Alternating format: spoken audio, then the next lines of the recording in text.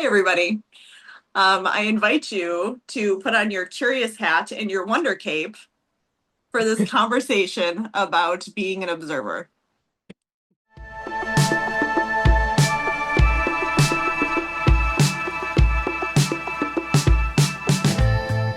Okay, what I'd like to do is start the conversation today. The conversation is going to be about being an observer. So I feel like there's so many ways that we can go with this conversation, but I think the way that I'd like to open it is what's going to open the most for all of us is by asking what it actually means to you, what being an observer actually means to you. And yeah, that's all I'll start. Who wants to go? What does it mean to you? What does it mean to you to be an observer? Want to Hmm. start? Yeah, do Sarah, it. you go first. Um, so when you first told us that that's what the episode is going to be about, um, the first thing that came to mind was about one of my kids. When she was a baby, my mother used to always say, "Oh, she's an observer," because she would just sit and stare at everything and just watch. And I I would watch her as another observer, and I would Mhm. just wonder, like, what is she taking in? Is she learning, or is she just, because when they're babies, you don't know. They're not communicating anything with you, so you have no idea. Like, are they learning? Like, there was just so many questions that would come up for me. Now that she's an adult, I know that like she is very much an observer. She watches and waits and learns and looks for patterns and I think for me as well, like that is how I remember kind of always being like just kind of sitting back and paying attention and trying not to make judgments about things, Mhm. but just watching what happens. Like ultimately to me, that's what an observer is. It's not necessarily someone who interferes with whatever the situation is, which for Amara, that was, she's a baby. She couldn't interfere with anything. She would just sit and watch. And so I almost try to be that, especially when Mhm. I feel myself feeling judgment, whether it's through an emotion of anxiety or fear or something like that. I try to pull back and think, okay, well, what if I just look at this situation just as it is, not with myself interfering with anything, but just observe and see what happens and Mhm. just let it be. Mhm. Hmm. I love that. So before I piggyback off that, Bethany, do you have anything to? I think that yeah, I mean it's awesome to watch a child do something like that. You just, just to imagine what's going on in their head and how they're learning. But I I think for me it's the same. I especially if I get into a situation there's a lot going on, I'm almost forced to be that observer because it's so overwhelming to me. There's so much stimulus that it's almost like I can't even talk. It's like there's so much like I can't concentrate. It's just there's so much going on that it's I catch myself like not paying attention to who I'm with or what I'm doing. It's like totally trying to figure out the situation, trying to understand, trying to, like being so preoccupied with what's going on around me that yeah, that's what I mean, initially think of when you say that. Um but um yeah, I think that's I think that through most of my life that's what I've been is just observing how people react, watching people's behaviors. It's always been fascinating to me. So when you say you're in a room, Bethany, with people and you're observing people, would you say that you're observing others or you're observing yourself? Observe Uh, others. Interesting. I think it's the energy in the room that I'm kind of taking on, I suppose. It's the it's the chaos that's going on around me that is that makes it difficult for me to do anything, I think. And it's not necessarily chaos, like it doesn't have to be a bad thing. It's just that Mhm. there's, like if I walk into a party and there's a lot of people there, it's difficult for like if it's like especially if it's an unknown situation. Um I definitely even in situations where um I know people, oftentimes I catch myself just really trying to understand what's happening in people's heads, Mhm. you know, their emotions, their body language, their expressions. Um, that's very much who I've always been. I think it's So So can yeah, you, definitely it's your probably other people that I'm observing, not necessarily myself. It's I'm in my head about it, but so I can relate to what you're saying in those kinds of situations, but I do something totally different where I remove myself. So when it gets to that point where it's overwhelming, it's stressful, instead of like pulling back and observing like I normally would, I disconnect and almost remove myself from the situation in my mind. And then the observer aspect becomes me observing myself and how I'm oh, interacting. interesting. Yeah, no. Mm-mm. Yeah, to the point that I sometimes I'm just like, oh my God, I must look ridiculous right now. Like Wow. I'm Yeah. just, this body in a room that's just like floating off in their mind, disconnected completely, and just whoever's standing near me must absolutely know that I'm not actually there. I'm not engaged at all. Yeah. Well. so that's so interesting because what I was just going to ask and piggybacking off of you, Beth Ann, I have like three questions that are coming to mind right now that are not even what I had written down. But Beth Ann, in regard to you, or even Sarah, based on what you, well, more Sarah, based on what you just said, but both of you actually, can you be present and observe at the same time? Can you be present with yourself, with who you're with the experience, with whatever? I can I think answer that's that. very difficult. Yeah, go ahead.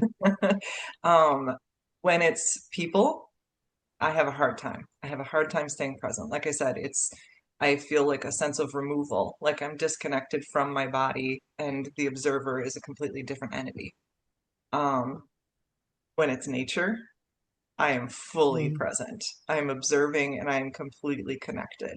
So whether it's, birds, trees, the grass, water, just whatever it is, those are times when I can really feel like I'm fully present and I'm observing at the same time.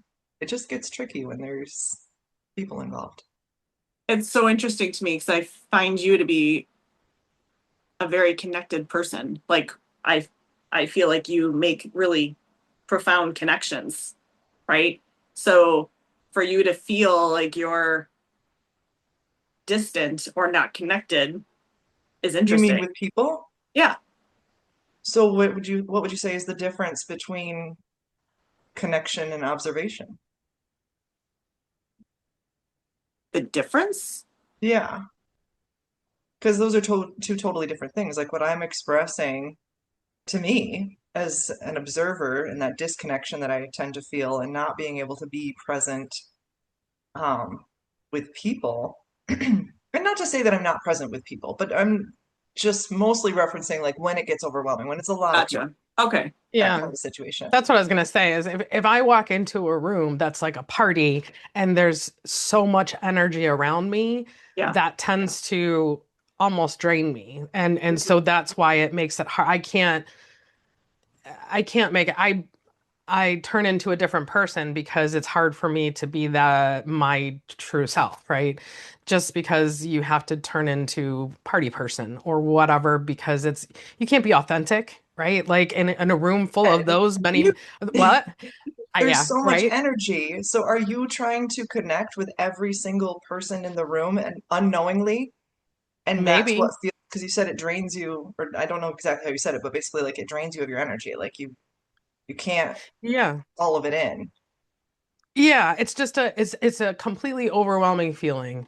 Um and I don't even know. I mean, when I'm with a couple people, when I'm with, people who are close to me, when I'm with just one or two people, then it's different. Like then I have ways of dealing with that. But dealing with that. I have ways of connecting, I suppose. Um, but yeah, it's definitely different. It's a different vibe, and I don't even know what your question was now. What did you say, Shannon? I don't even remember now. I think you just piggybacked off of Sarah though. It was, yeah, we were talking about like the difference between being an observer and making Oh, connect. yeah. Yeah. Yeah. Um, my mind's going 30 different places right now because I have so Yeah, many same. questions. Yeah. So Bethia, in regard to, I mean, first of all, I'll just say for myself, like environment matters, Mm-hmm. right? Mm-hmm. And to me, it's a safety thing, and I'm very aware of that, right? And I feel like it's kind of like it's an energy thing first. Like I will determine if like somehow I'll feel safe in an environment and I can feel more authentic versus not feeling safe in an environment, and I am just very more internal. So I think that matters for me. Um, but in regard to being overstimulated in like big crowds of people, yeah, that can be difficult sometimes, right? But I Mm-hmm. don't think everybody would agree with that, right? I'm sure there's plenty of viewers that like they're the life, like they're the life of the party and that's what they thrive on, right? And then that's It's how all about they move through perspective. life. It's all about Yeah. perspective. Well, I think I, it has a lot to do with like personality too, yeah, right? Like because there's I mean I've had conversations with people before who, you go to your 8-hour job and you're constantly interacting with people if it's an interactive job, right? You're constantly interacting with people and then you go home and you just need your quiet time. Like you need your me time, right? Like there's people who used to, like when we switched buildings, and there's people who would drive 45 minutes to get to work and they didn't mind because that 45 minutes of their me time, because they were going back to another environment that was a full stimulation situation, right? Um, but I guess I'm removed from that for so long because my kids are older, so I haven't experienced what it's like to come home to like a home of, just fun chaos of kids, right? But fun chaos. Wonder how many people are going to agree with that statement. you Fun. remember I said I'm out of it now, so it's always like easy. If I was in it, I'd probably be like, Remember I won't when say it the was so word. fun? Yes, it was probably a different F word, not fun. um. So yeah, for me, environment matters. Can I say And something on that yeah. note? So I think that's the human in us, right? Because as your awareness expands, the environment doesn't matter as much. Hmm. You can find that place of being able to observe. Um, and and I say this not with 100% reassurance, but it's a practice for me. I find myself a lot of times in environments where I am very uncomfortable, and I have to tell myself, like, how can I be authentic? How can I be present? How can I sit back and observe in this situation when this environment just does not align with anything that Hmm. I can find those connections in? So I think Hmm. about looking for it within yourself, and Hmm. it takes practice Hmm. and it comes with awareness. But you say like it's definitely personality types are different, but if you think about like I think in this scenario with um like groups of people, we're really thinking about introverts and extroverts, right? Yes. Yes. Um, so maybe for an extrovert, it's very easy to be Right. social butterfly and be able to connect with everybody in the room and feel that energy and thrive and live off that energy. But it doesn't mean that the introvert is just sitting there like, this is impossible for me. It's just a different level of awareness. And Correct. the extrovert, where Agree. you may spot the introvert and suddenly be able to recognize that feeling of disconnect or inability to be present. Hmm. So it's when I say it's about perspective, I think that it's the perspective is where's your level of awareness at? What have you allowed yourself to almost free yourself in a situation. Yeah, I mean, to me, my personal journey, what you're saying right now is a direct reflection of safety for me, right? If I felt safe, I felt more comfortable to be my authentic self. So it's and now I find myself as I continue on in this journey, like my capacity is growing for that, right? Like you would throw Do me you in a room have to before. have safety? Can you feel So I don't mean um safety I don't mean safety outside. I mean internally. safety? My capacity inside is growing and I know that I'm safe in my, everything is in line with myself. Okay. For in order for me to, if you were to throw me in a group of, 25 people without a thing of, alcohol in my hand before, right? Like I was not comfortable, So right? how did you find that safety within yourself? Work, lots of work. But what kind of work? Uh, well, I mean, we're talking nervous system work and energy work and, not abandoning myself and, having daily practices every single day so that I can grow my capacity and having grace with myself and, putting myself on edge situations, right? Like, but not like I'm falling off the cliff edge. Like, this is my edge. I'm okay. I'm safe. I can do this. And I have tools that I can use if I'm feeling in that moment. So, does that answer your question? Yes, and very well, because you said something that I really liked. You said not abandoning myself. Hmm. And I would say when I think of what That's does that mean, huge. abandoning yourself, right? Like Hmm. my thought process, if I try to picture what that means, I see me, and it's usually like a younger version of me, and then Hmm. me, an older version of me, turning my back on myself and leaving this younger version of me, abandoning. Hmm. And we're talking about observation, and the difference there is, do I stay? Do I stay and observe?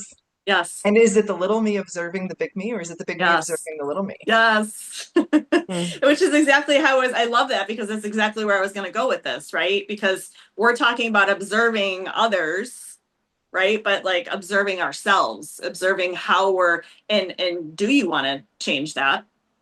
Because it's not a matter of can I, it's do you want to? And um how can you, right? And that's something that's available to everybody. What do Like you mean it's by do you want to change it? Change what? for me in my journey it was I didn't like feeling uncomfortable with in my own skin interacting with others, period. um and I wanted to change that. I wanted to feel more comfortable in my skin interacting with others. And don't get me wrong, I am still not 100% like, but if I were to reflect, which is different than observing, right? And it's also like, again, I did that again. um but if I were to reflect back, I have come, and I've definitely come a long way from that. So that's what I mean by that. I can do things that I could not do before. I can talk in front of people. I can talk on social media. I can, I'm not falling off the cliff. I am on my edge, right? But I know that I'm safe and I'm okay. And I do want to change that. I want to continue changing that, meaning I want to continue growing. I want to see where this takes us. I want to continue making connections and seeing who else I can connect with. And I think that we become very limited when we start when we don't. I Can I felt that's how I felt anyway about myself. Mm.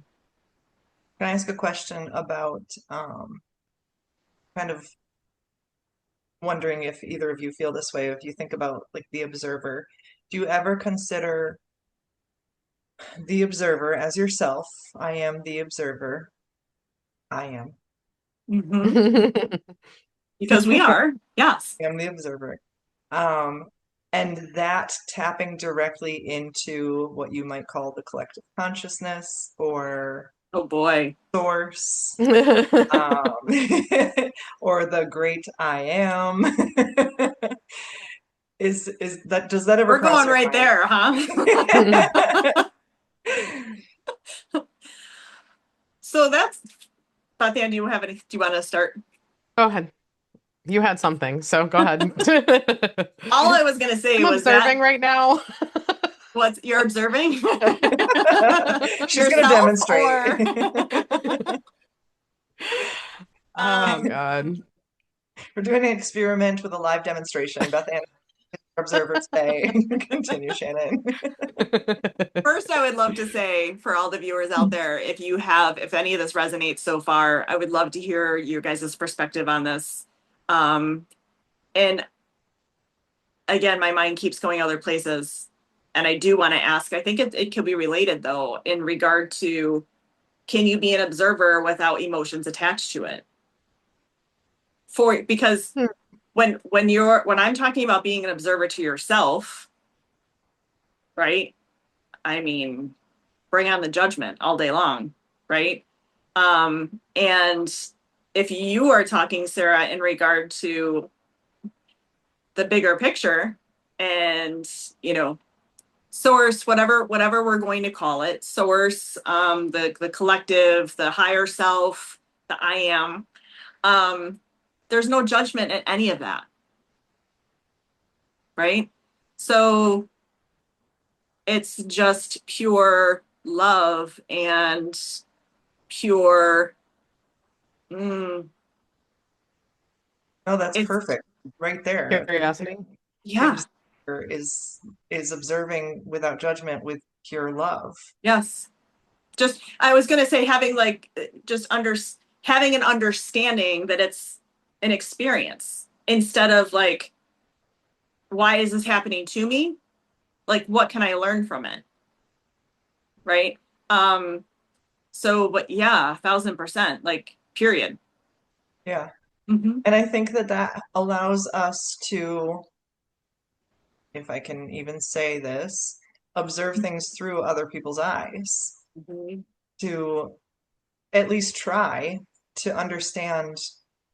We always talk about like, Putting yourself in someone how, else's shoes. yeah, how do you think this person feels when you like, that's part of like teaching your children to grow up. Like, how do you think that Mm. makes them feel? How do you think that, like, trying Hmm. to get them to see it through someone else's eyes? We're literally trying to teach children that.